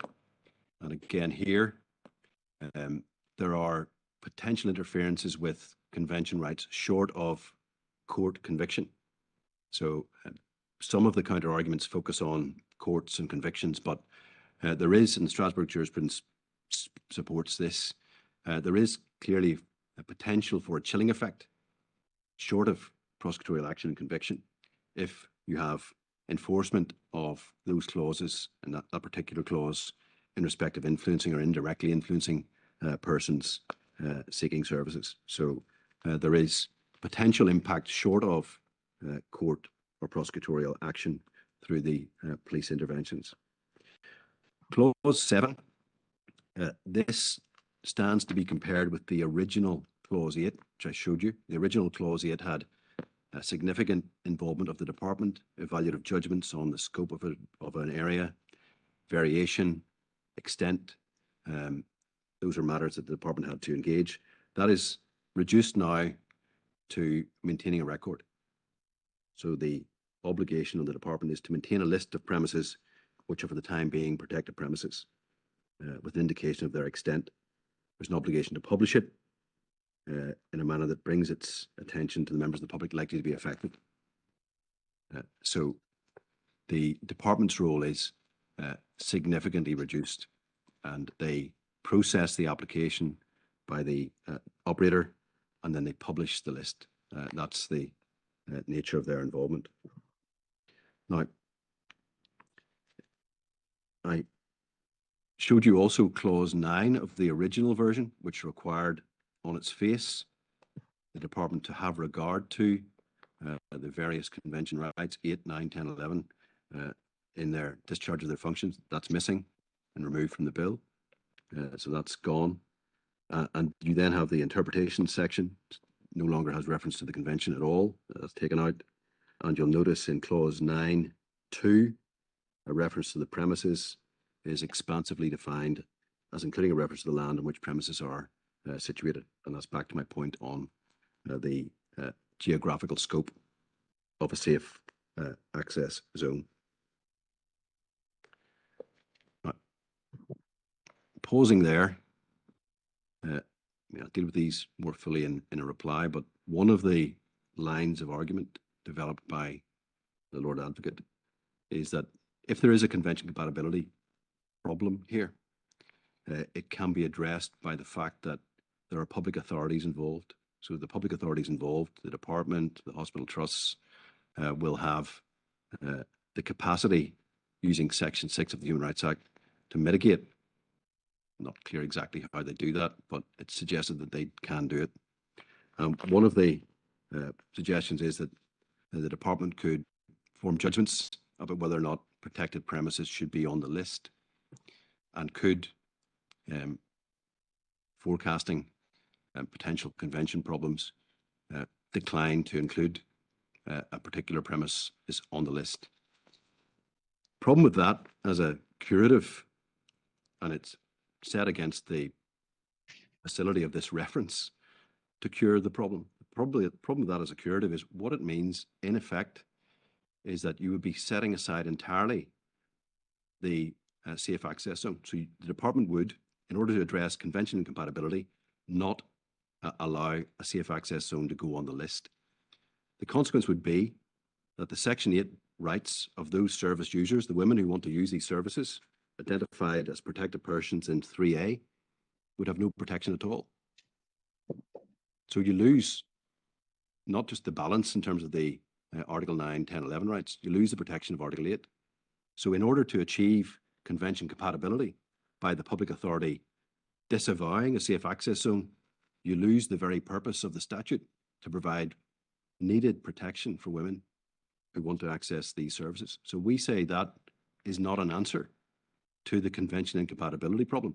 It just gives rise to a different breach of convention rights in respect of service users, the very thing the legislation set out to prevent in the first instance. And what the attorney is saying is that's a very, very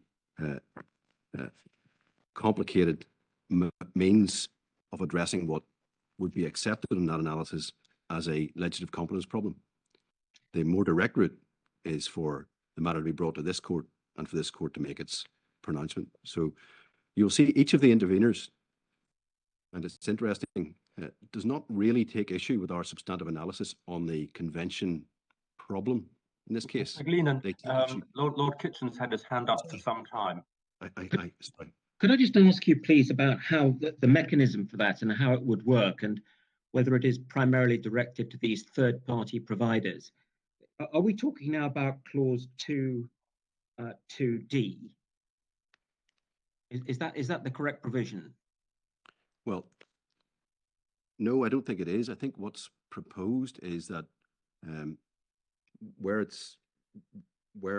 hospitals, trusts, or others seek access to the list, the department would, in certain cases, decline using a convention analysis to include them. Bear in mind here that the types of cases under 2.2d, they'll be the private sector operators, so they themselves have no obligations. If they are seeking a a zone in circumstance that's obviously going to cause a problem with convention rights. I think it's, sorry, I think I haven't answered your question correctly. I think you're right. That is the focal point of that analysis. Where a private sector provider seeks inclusion on the list, the department can, notwithstanding the plain text of the statute, say no, because they say they have freestanding obligations, but it's not obligations on the operator. And the problem with the statutory scheme is the statutory scheme operates on elective choice by the operator. The departmental involvement has been reduced to almost nothing. They are a ledger keeper. Lord Burrows. Yes, following on somewhat similarly from the last question, what is your submission in relation to the question if this bill was to be regarded as convention compliant? Do you then say that there is no role for the various authorities involved, assuming they're public authorities, to apply the Human Rights Act in individual cases? I'm thinking, for example, about clause 4 and the discretion there as to the size and location of the safe zone, and similarly in relation to your point about the Department of Health, whether they put them on the list or not. What is your submission in relation to that? The provisions of the Act are binary in nature, so it doesn't allow for graduated judgments about extent or inclusion in the list. You're on the list or you're not, and that's a matter of choice. If you seek a safe access zone, it has a defined scope in the legislation, and there isn't an obvious facility for a public authority to change that. Now, the only way it can be done is by way of a Section 3 reading, conceptually. The problem we have with the Section 3 reading approach is that it's usually considered to be a gateway concept to a Section 3 reading, that you identify an incompatibility in the first place. So you're correcting an incompatibility. If we're in the position that the court says, or it is said to be compatible, it's not clear how you actually get to a Section 3 reading. The second problem I have with this, it's a conceptual problem that occurs in lots of public law contexts and human rights cases, is the idea that public authorities other than courts and tribunals exercise some sort of freewheeling Section 3 reading rule to read legislation in a way that's contrary to its own face. Now, the source for that is the Supreme Court's judgment in RR. It's a judgment of 2018, I think. And it's frequently cited in the lower tiers of the High Court and Court of Appeal as a contention that there is a freestanding obligation of public authorities, not courts, other public authorities, to conduct a reading. And that is problematic because it's not clear why and how public authorities can themselves form judgments about convention compatibility and then read legislation which is plain on its face in a way that means something that's not inherent in the text itself. And just maybe divert for a second into RR, since my Lord asked me that question. RR is tab 77, I think.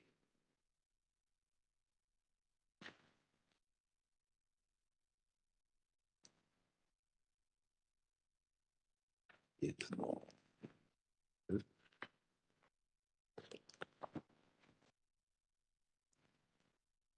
it?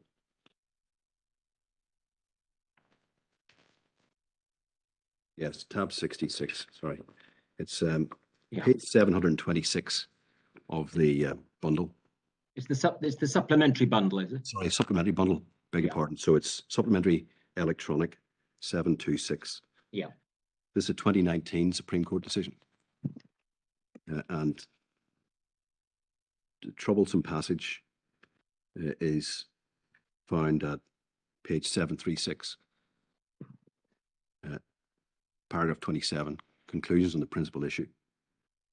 So court here saying the majority of the Court of Appeal in Carmichael accepted the arguments of Secretary of State.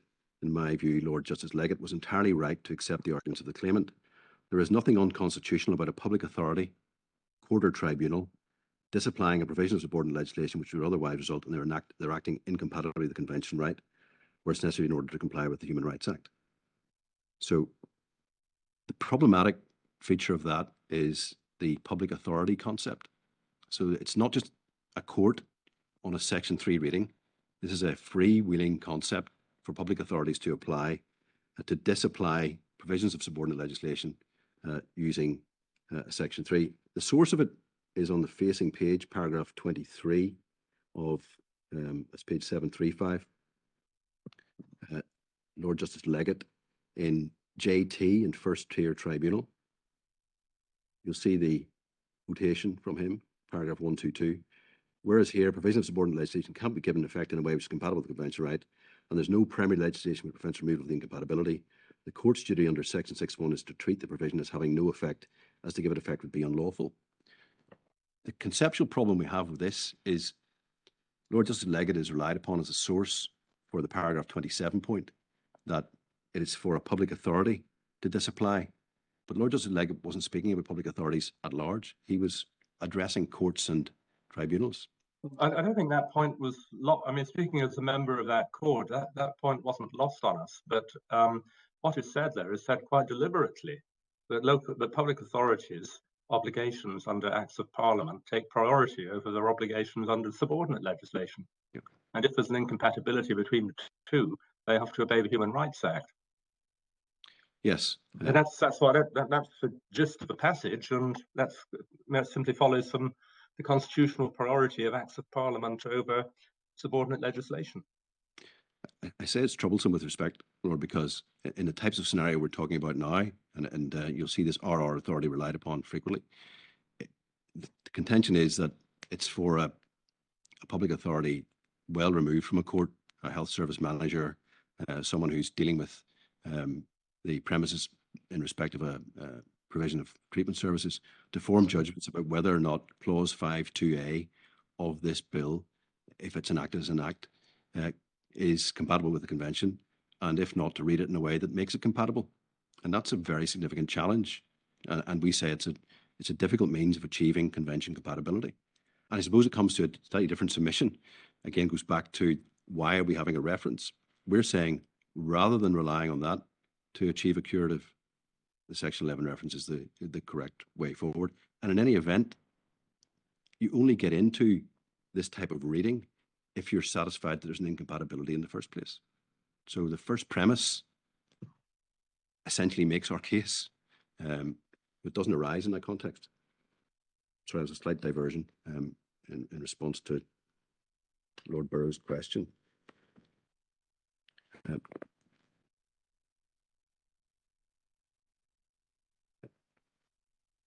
So our submission is in respect of Clause 5.2a that it has clearly on its face not struck the proportionality balance. So it's not a provision that in itself contains a proper balance in respect of the Article 9, 10 and 11 rights. It's also importantly a provision that has not got a reasonable excuse provision, which is the other means by which proportionality is satisfied. It stands alone. So if the ingredients of the offence are made out, then the conviction should follow. Now that will, I'll come to a further line of troubling authority on this point, and there are two strands of it, and they link into Ziegler in due course. But on its face, it's important to note that 5.2a is of a particular character. No reasonable excuse offence in it, and we say doesn't strike the proportionality balance in itself. So that's, we say, important to the next stage of the analysis. Mr. McGlynn, can I ask you on that, just to be clear in my own mind? You've already said the 5.2a in your submission is too wide because arguably Article 8 is not engaged for some of the class of protected persons, right? I think. Yeah. So that's one element. So can you just, if you don't mind, crystallise what you say vis-a-vis why the balance isn't struck as regards the service users who clearly have Article 8 rights? Yes. So just to be clear, our submission is that the Article 8 rights are not engaged for the Section 3, Clause 3, categories B and C. Yeah. They are engaged for A, so the service users.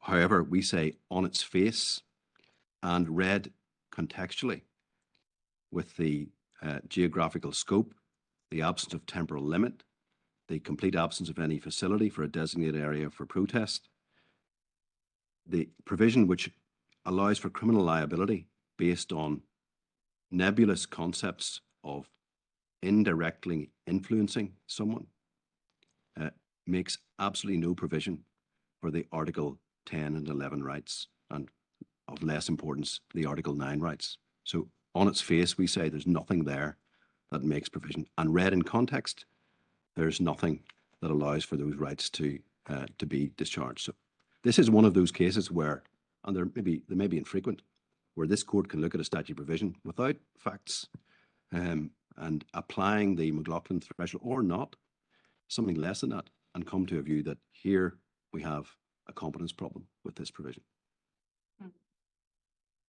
I think, just sorry to follow up as well, you're saying that the rights of service users, the Article 8 rights, I think in your previous submission you said the protection there for them is encompassed within 5(2)(b) and C in any event, which is another part of your argument. Yes, 5(2)(b) and C, we say will capture the types of objectionable behaviours, and we don't suggest they're not objectionable, that impact on service users. So the bill that deals with those, and the balance is different in respect of those matters. So it's 5(2)(a), that's the offending provision. Yeah.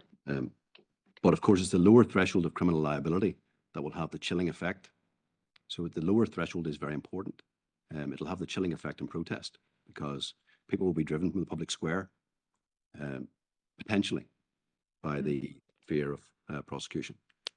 Well, they'll be driven from the immediate vicinity of abortion clinics, but if they actually want to influence public opinion, they've got no shortage of other places in the public forum where they can protest.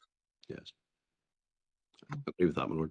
But again, that goes to the content of the Article 11 rights. It's a topic I'm going to turn to now, which is what does the Strasbourg court say is actually the content of the Article 11 right in this context, and the Article 10 right, and how is a balance to be struck. If I could move perhaps to that. Deal first briefly with the Article 8 issue. I've sketched the attorney's position in respect of that, and we've looked at the clause in question. The approach we adopt is informed by the Court of Appeal's analysis in the Dulgari and Ealing Council case, which you'll find at page 550 of the electronic bundle.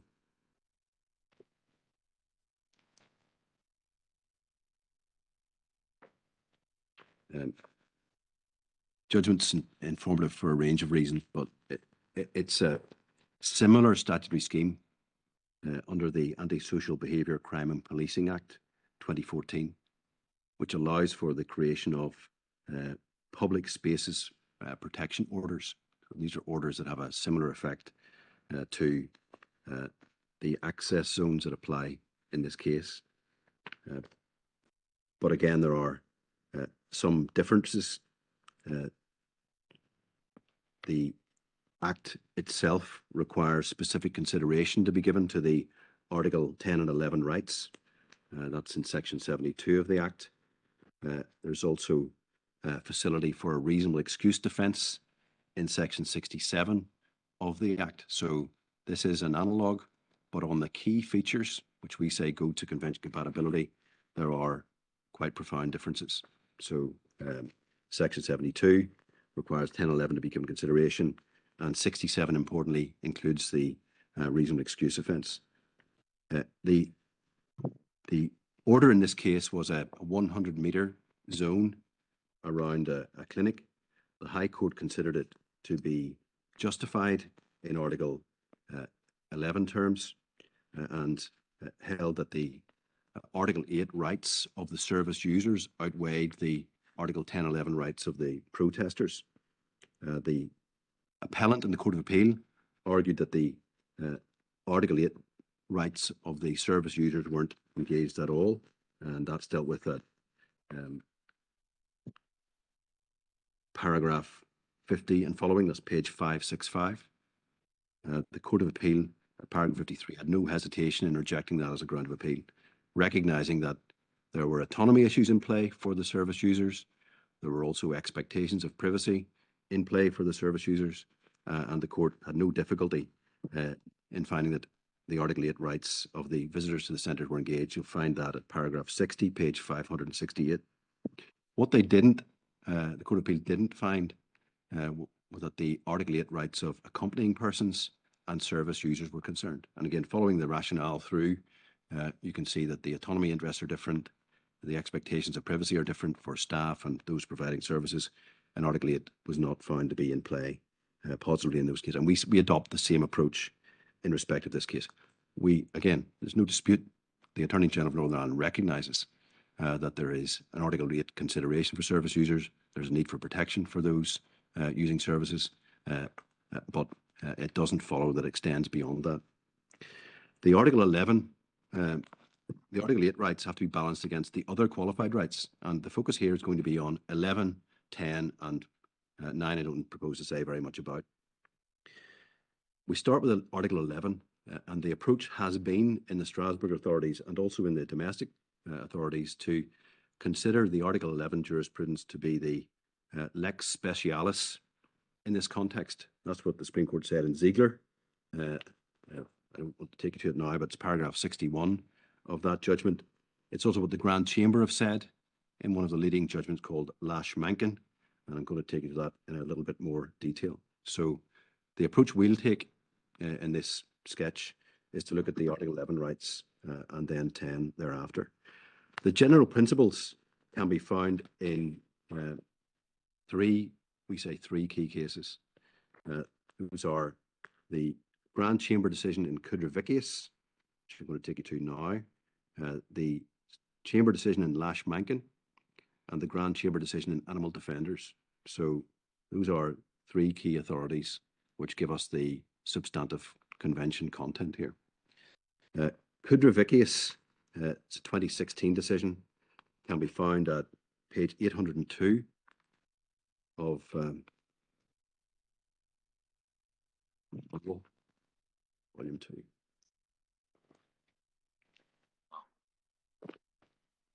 Um, 802 seems to be in. It seems to be Animal Defenders. Sorry, no, beg your pardon, my lord. It's 902. 902.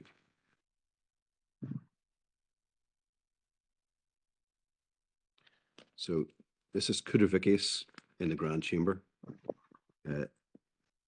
Decision of October 2015. Just note in passing that on the same date, the Grand Chamber gave judgment in a case called Pericek and Russia. The Grand Chamber involving quite a number of the same judges, which is relied upon by Justice Pericek's an Article 10 case. But I just flag it because it's interesting that neither of the judgments speaks to each other, neither references the other, and they point in slightly different directions in a way that is of some import for the analysis in this case. But for present purposes, Kudravicius in Lithuania is Grand Chamber decision setting out key principles. The case related to protests or blockades by farmers in a context where there was a prior notification scheme. So the Article 11 protest right was limited by a scheme that required prior notification of the protest. And the protesters did give notice, but they exceeded the limits of the notification. They protested beyond the time limit and in a manner that caused significant disruption on arterial routes throughout Lithuania. That's the background to the case. The Grand Chamber addressed the applicability of Article 11 generally at paragraph 91. I'll take you to the substantive assessment of the case. That's page 923.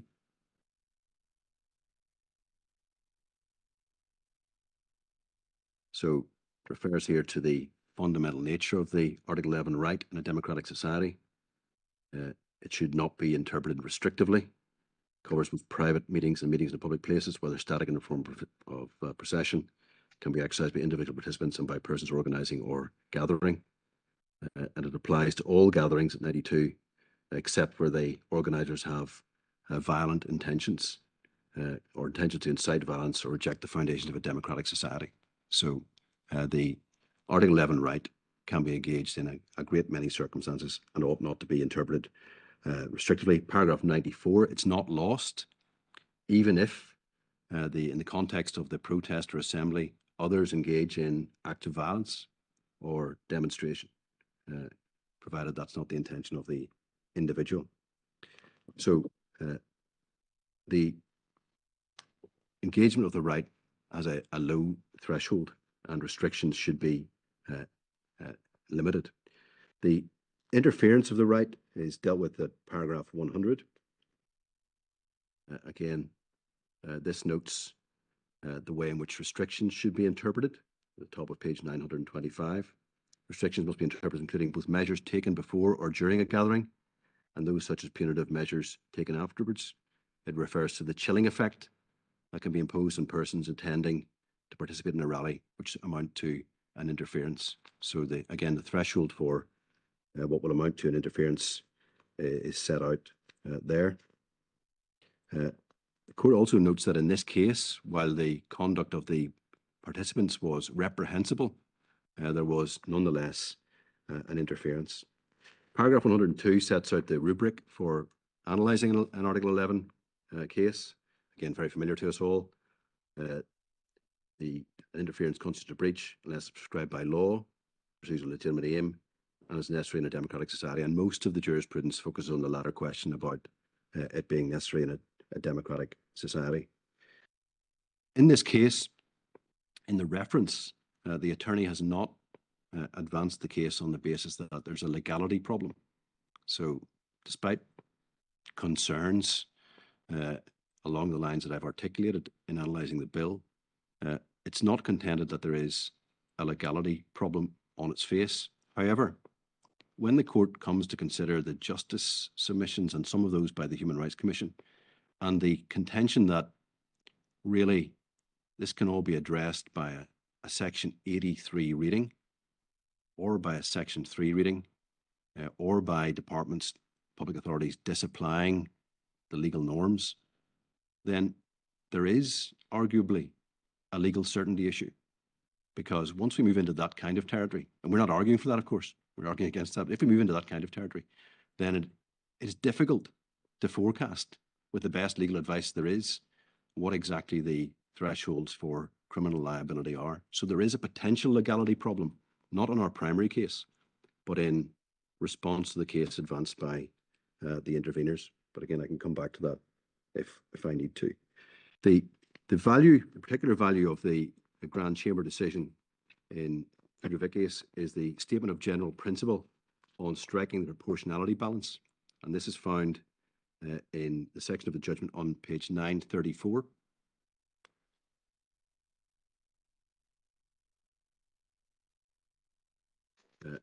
Paragraph 142 and following.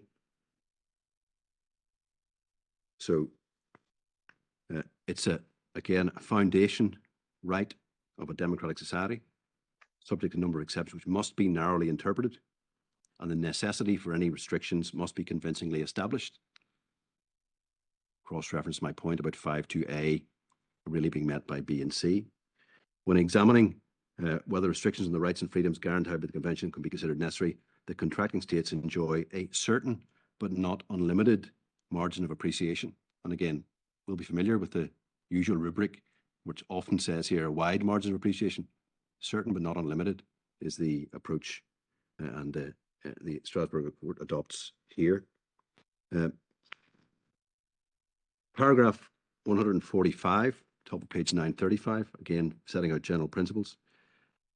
Freedom of assembly as enshrined in Article 11 protects a demonstration that may annoy or cause offence to persons opposed to the ideas and claims it's seeking to promote. Any measures interfering with the freedom of assembly and expression, other than in case of incitement to violence or rejection of democratic principles, however shocking and unacceptable certain views or words may appear to the authorities, do a disservice to democracy and often even endanger it. a very strong statement of principle about the need to have a minimalist approach to interference with the Article 11 right. Paragraph 146, the nature and severity of the penalties imposed are also factors to be taken into account when assessing the proportionality of an interference in relation to the aim pursued. When the sanctions imposed on the demonstrators are criminal in nature, they require particular justification. And a peaceful demonstration should not, in principle, be rendered subject to the threat of a criminal sanction, and notably no deprivation of liberty. Again, we say that sounds on the 5(2)(a) criminal liability thresholds here. This is a criminal case, ultimately. There's a requirement for particular justification. The penalty might be light by way of fine, but it's criminal sanction nonetheless. And as a matter of general principle, the Strasbourg Court set out its position in respect of that. The subsequent paragraphs deal with the prior authorization regime, which is not what we're dealing with here. The general principles pick up again at paragraph 155, page 937, where there's discussion of demonstrations and disruption to private life or ordinary life. So any demonstration may cause a certain level of disruption. This fact does not in itself justify an interference with the right to freedom of assembly. It's important for the authorities to show a certain degree of tolerance.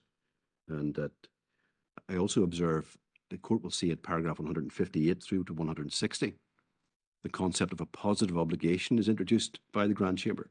And so there's not just a negative obligation to not interfere with the Article 11 rights, but a positive obligation to secure the effective enjoyment of those rights. And again, that's something that could be addressed, for example, by a designated zone, as in the Dilgary case, or some other facility. None of that appears in the Northern Ireland Bill. There is no attempt to address the positive obligation features. And that's, again, a factor in this judgment and repeated in later cases. The court returned again to these concepts in the Lash-Mankin decision, which is to be found at page 948 of the bundle. Say a little bit about the factual background to this. This is an interesting judgment involving Russia, and there are 15 conjoined appeals or applicants involved in this case, with diverse factual situations. Some of them are gay pride activists, some are political activists who are subject to restrictions under the Public Events Act in Russia. And of particular interest is one of the factual situations which involves, it's set out at paragraph 53. I'll just find the reference for that.